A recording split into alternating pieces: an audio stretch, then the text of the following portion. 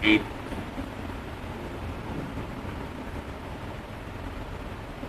بسم الله الرحمن الرحيم الحمد لله رب العالمين والصلاة والسلام على خير خلقه محمد وآله الطيبين المطهرين. یہ 800 آداب ان میں سے بعض کا تعلق دنیا کی زندگی سے ہے اور بعض کا تعلق آخرت کی زندگی سے. ان میں سے ایک ہے کہ ہماری فقہ کی کتابوں میں بھی یہ لکھا ہوا ہے، یعنی اس طرح کی روایات سے استفادہ کر کے ہمارے فقہاء نے فتویٰ دیا ہوا ہے. لا تبل علی المحجۃ ولا تتقوت علیہا. محجہ شاہراہ کو کہتے ہیں، جو شاہراہ وہاں رفع حاجت سے منع کیا گیا، یعنی بذات خود ایک فعل حرام نہیں ہے، یعنی گناہان کبیرہ میں سے نہیں ہے، لیکن ظاہر ہے یعنی کافی درجنوں یعنی جگہوں کا نام لیا گیا ہے جہاں پر اس عمل سے روکا گیا ہے. پھلدار درخت کے نیچے بالکل سڑک کے درمیان میں، اور خصوصاً اگر بعض اوقات بالکل حرام ہو جاتا ہے جب یہ آپ گزرنے والوں کے لیے زحمت کے جو ہے نا وہ باعث بنے. لا تبل علی المحجہ، محجہ یعنی شاہراہ یا سڑک، وہاں بول کہتے ہیں نا، بول شاہ کو کہتے ہیں. ولا تتغوط علیہا، ولا تتغوط علیہا. یہ بڑا ادبی نکتہ ہے. ادبی نکتہ عربی میں پاخانہ کو غایت کہا جاتا ہے. غایت ڈکشنری میں وہ نشیبی جگہ کو کہتے ہیں، لیکن وہ ادب کی خاطر یعنی جو نام تھا جگہ کا، وہ نام دیا گیا ہے اس جگہ گرنے والی چیز کا. عام طور پر آدمی ایسے اونچی جگہ پر نہیں بیٹھتا رفع حاجت کے لیے جہاں سب کو جو ہے نا وہ نظر آئے. کسی ایسی نشیبی جگہ جاتا ہے جہاں کوئی اس کو نہ دیکھے. تو اصل میں یہ نام ہے نشیبی جگہ کا، اس نشیبی جگہ گرنے والی چیز کا نام رکھ دیا گیا ہے. غایت یعنی اس لفظ کی ادائیگی کو گویا اللہ تعالیٰ جو ہے نا وہ پسند نہیں کرتا. بول غایت کہا جاتا ہے، ہمیشہ پاخانہ کو بول غایت کہا جاتا ہے. یعنی راستے میں جو ہے نا وہ بول غایت نہ کرو، پرہیز کرو. السوال بعد المدح فامدحوا اللہ عز وجل ثم اسألوا الحوائج. اس میں پہلے خطبے میں بھی بتایا گیا دعا کے آداب کو بیان کیا گیا ہے. دعا کے آداب کو بہت سارے دعا کے آداب ہیں. وقت کا انتخاب جو ہے وہ دعا کی استجابت میں اس کو بڑا عمل دخل ہے. جگہ کے انتخاب اس کا بھی جو ہے نا وہ بہت عمل دخل ہے. کس جگہ انسان کی دعا قبول ہوتی ہے، یعنی کن اوقات میں دعا قبول ہوتی ہے. جمعہ کے دن غروب آفتاب سے پہلے یہ خاتون جنت علیہ السلام کے بارے میں ہے کہ دونوں شہزادوں کو فرماتی تھی کہ تم چھت پہ جا کے دیکھو، سورج جب ڈوبنے لگے تو پھر مجھے بتانا. اس وقت کی دعا قبول ہوتی ہے. اور اس وقت بھی اپنے لیے کچھ نہیں مانگتی تھی، دوسروں کے لیے دعا مانگتی تھی. جب اس کی وجہ پوچھی جاتی تھی تو فرماتی تھی میں نے اپنے والد گرامی سے سنا ہے الجار ثم الدار. جار ہمسایہ، دار گھر، پہلے ہمسایہ پھر اپنا گھر.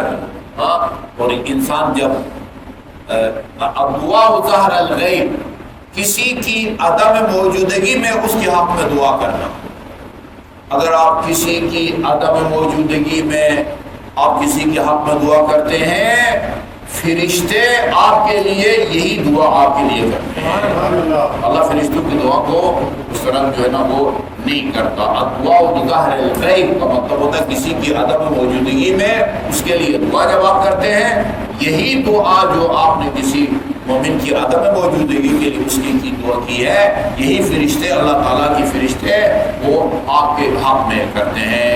آداب بہت ہیں، جگہ کا انتخاب، وقت کا انتخاب. اس کے علاوہ امام علیہ السلام نے فرمایا ہے، ادھر انہوں نے فرمایا ہے کہ السؤال بعد المدح ہے، سوال کرنے سے پہلے، دعا کرنے سے پہلے اللہ تعالیٰ کی حمد و ثنا، خدا کی تعریف کرو سب سے پہلے، اس کے بعد جو ہے نا پھر وہ دعا کرو. السؤال بعد المدح ہے، سوال مدح کے بعد کیا جاتا ہے. فامدحوا اللہ عز وجل ثم اسألوا، پہلے اللہ تعالیٰ کی حمد و ثنا کرو، اس کی مدح کرو، اس کی تعریف کرو. ثم اسألوا، اس کے بعد جو حاجت بھی تمہاری ہو اس کو خدا کی بارگاہ میں پیش کرو. اثنوا علی اللہ عز وجل، وہی باتیں ہیں، ثنا، خدا کی حمد و ثنا کرو. وامدحوا قبل الحوائج، اور اپنی حاجت کو خدا کی بارگاہ میں پیش کرنے سے پہلے اللہ تعالیٰ کی مدح کرو، حمد و ثنا کرو. اچھا، یہاں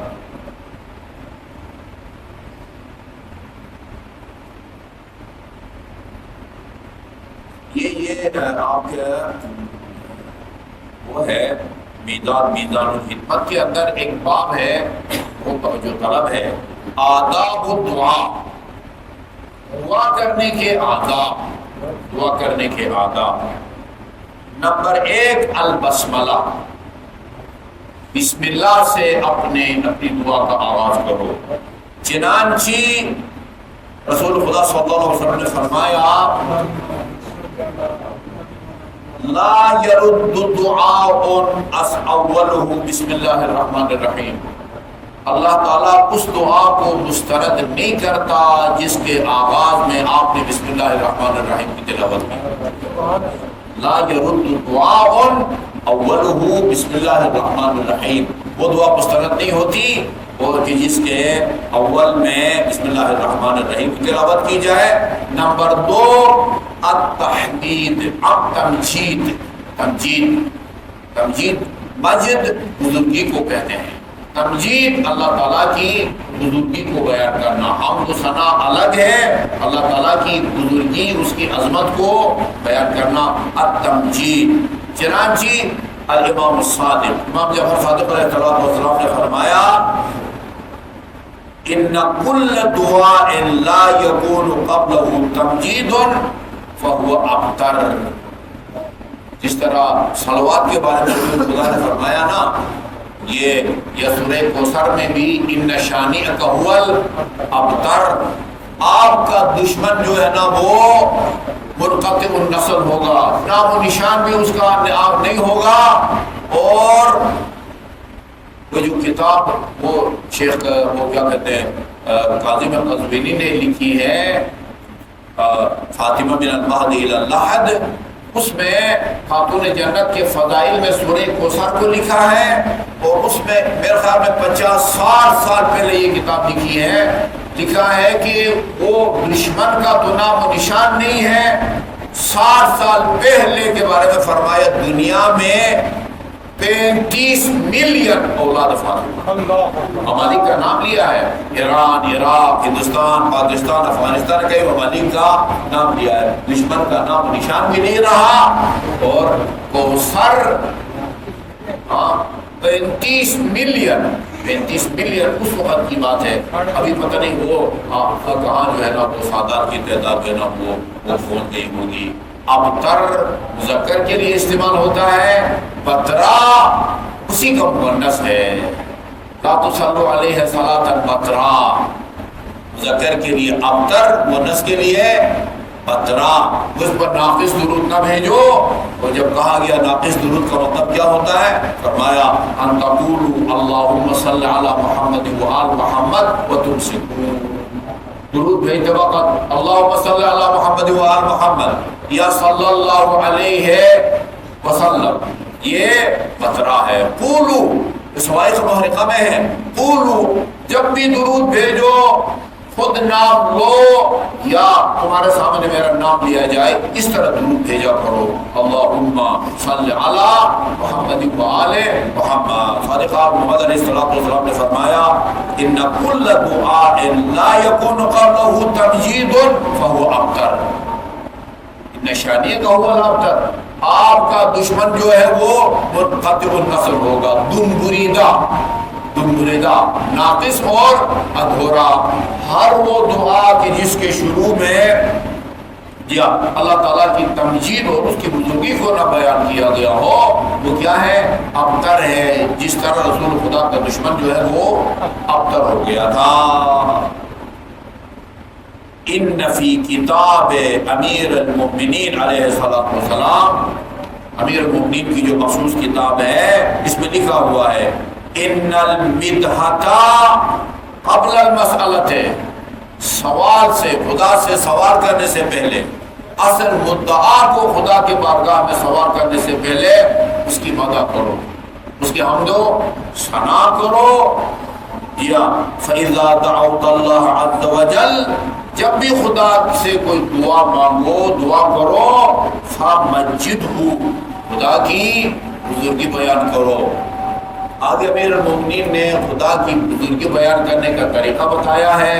میری آپ سے دستبستہ اپیل ہے کہ ابھی اس کو نوٹ کریں جی اور اس کو زبانی یاد کریں.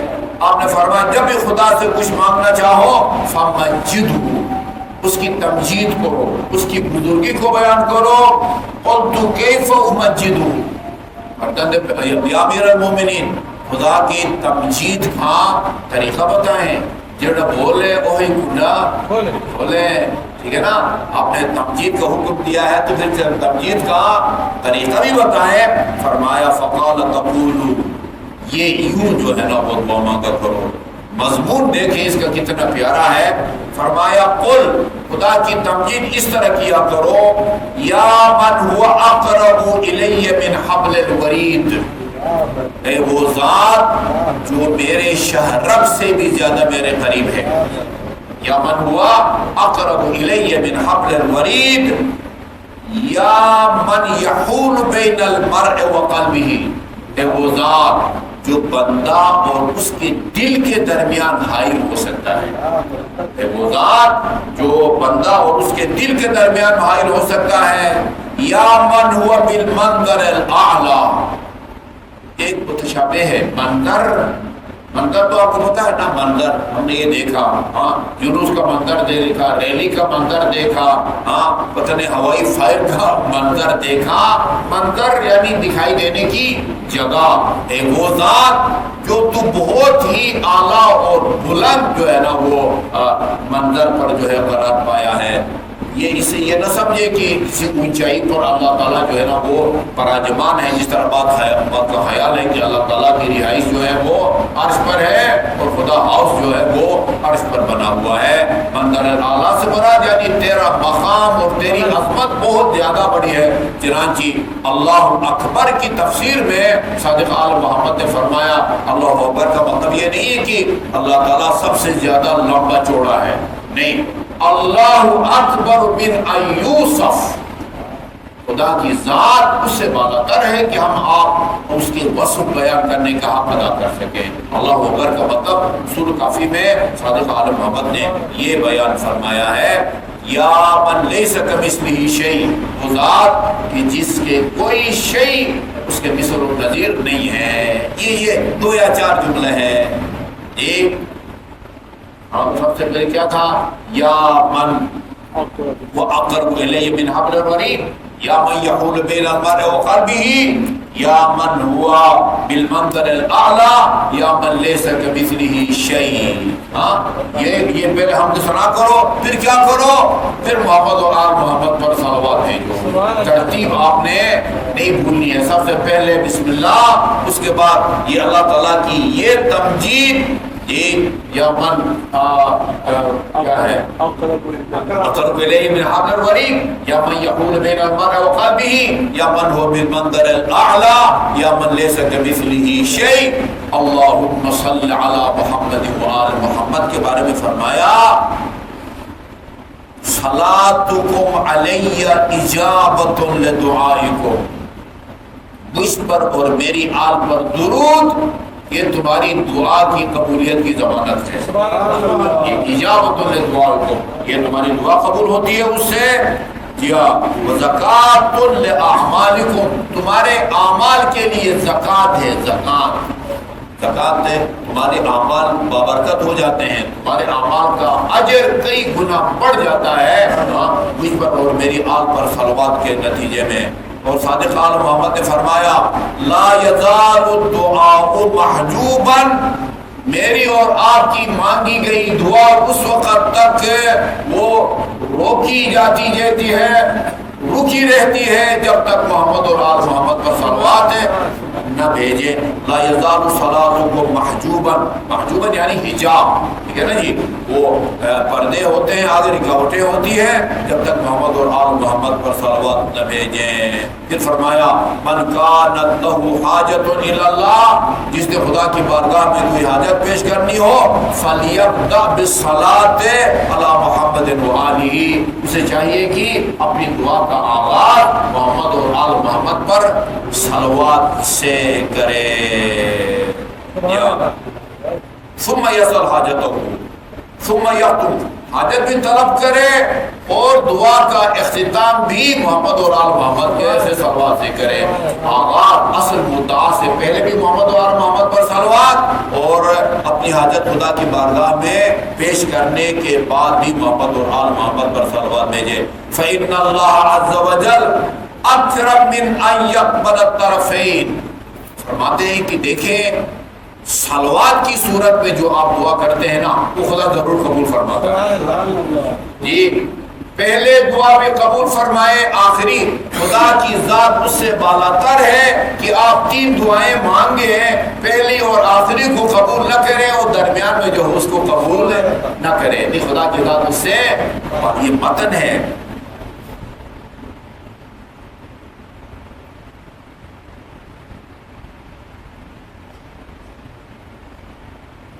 فإن اللہ اکرم من ان یقبل الطرفین، خدا کی ذات اس سے بالاتر ہے کہ طرفین کو قبول کر لے، پہلی دعا کو اور آخری دعا کو وہ قبول وہ کر لے. وَيَدَعُ الْوَسَطِ، اور جو درمیان میں جو آپ کا اصل دعا ہے اس کو اللہ تعالیٰ چھوڑ دے، اس کو قبول نہ کرے. اذا كانت الصلاة على محمد، اذا كانت الصلاة على محمد وعلى محمد، لا تو جب آپ محمد آل محمد پر صلوات بھیجیں گے پہلے اور بعد میں بھی، یہ دعا کبھی بھی روکی نہیں جائے گی. یہ دو 3 روایت، یہ آخری روایت ہے صلوات کے بارے میں. کل دعاء محجوب عن السماء، ہر جو دعا بھی مانگی جاتی ہے اس کو آسمان تک جانے کا راستہ روک دیا جاتا ہے. حتی یصلی علی محمد وآل محمد، جب تک آپ محمد اور آل محمد پر صلوات نہیں بھیجیں گے. اللہم صل علی محمد وآل محمد